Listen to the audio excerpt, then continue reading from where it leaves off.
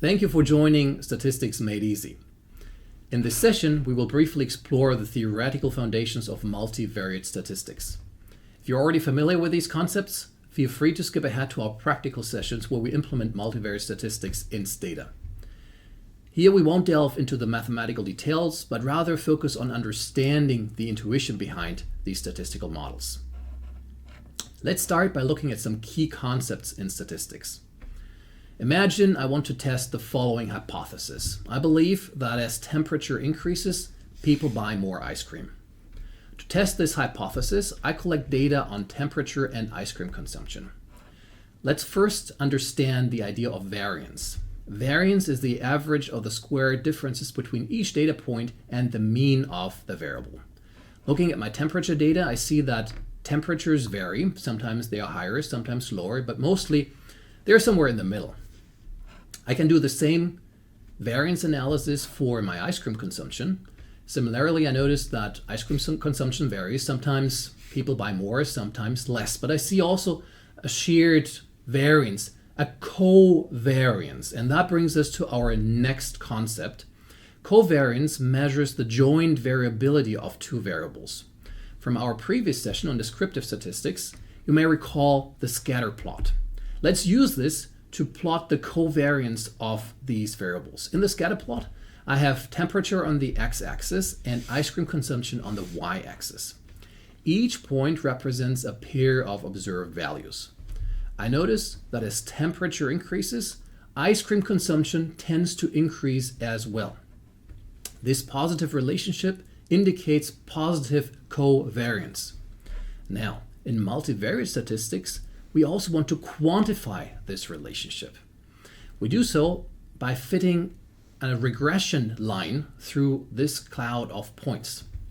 Ideally, this regression line should best fit the observed values.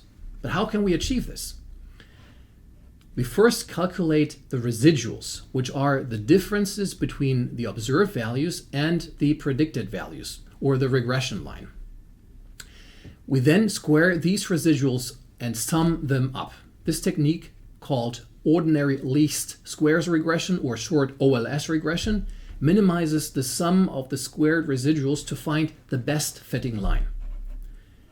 In the resulting regression output, we then get several values of interest. First, we have the standard error, which indicates how well the regression line fits the observations. A smaller standard error means a better fit or a lower deviance on average from the regression line of my observed values. We also have the regression coefficient, which represents the strength of the relationship between variables and is here represented by the slope of this line. A higher coefficient indicates a stronger relationship. The t-statistics, which are calculated by dividing the estimated coefficient of the predictor variables by its standard deviation, is a commonly used technique in hypothesis testing, where the null hypothesis is that the coefficient is equal to 0, indicating no relationship or a horizontal line, visually speaking.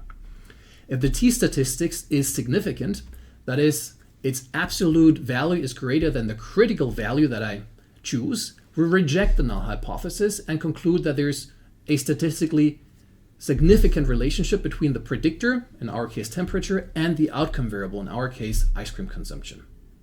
Otherwise, we fail to reject this null hypothesis. Lastly, we have the constant, which is the intercept of the regression line with the y-axis. This constant represents the baseline value of the dependent variable, or where the regression line intersects the y-axis, as you see here in this visualization. Now, interpreting these regression models becomes more challenging when we don't have a linear regression, but a non-linear model. In this case, we might use a different type of model and also need to be careful when we interpret the results. Let's take an example, the logistic regression. In this case, I might be interested in a binary outcome, whether, for example, people buy ice cream, yes or no. We only then see observations for the y-axis for 1 and 0, but nothing in between. If we now use a standard linear regression, the line doesn't really fit these observations very well. Instead, we can use another regression type, namely a logistic regression, which is a better fit in this case. The coefficient in a logistic regression represents the change in the log odds of the dependent variable for 1 unit change in the independent variable. It's not directly interpretable like in a linear regression because the slope of the curve is different at every point, and so is the standard deviation. So we can't really interpret the coefficient or the standard deviation anymore. To interpret logistic regression coefficients, we therefore use a marginal effects analysis. A marginal effect tells us how much the probability of the dependent variable changes with a 1 unit change in the independent variable, holding other variables constant. In graphical terms, we compute a tangent at a chosen value of the independent variable, here temperature, and use the tangent slope as an approximation of the effect size or slope or marginal effect. Choosing the right regression model depends on the nature of the dependent variable. For continuous variables, we use a null-s regression, for example, but for truncated variables, where we only observe values above or below a certain point, we might use a Tobit regression. Count models like Poisson regressions or negative binomial regressions are suitable for count data. For limited dependent variables like binary outcomes, we use logistic regressions or probit regressions. If we have multiple binary outcomes, we might use a bi-probit regression. Survival models like Cox regressions are useful for time-dependent data for trying to estimate the time until a certain event occurs. If your dependent variable is categorical, we can use a multinomial logistic regression, or mLogic in Stata language. If it's ordered, we can also use an ordered probit or ordered logit model. And then for fraction variables, like the fraction as return on investments, we can use a fractional regression model.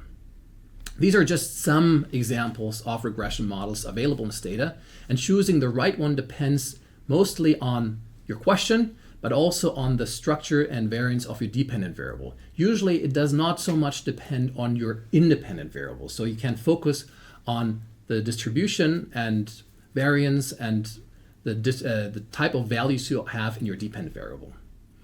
I hope you found this introduction to multivariate statistics useful. And now join us for our next session where we will dive into the practical applications. Thank you for watching.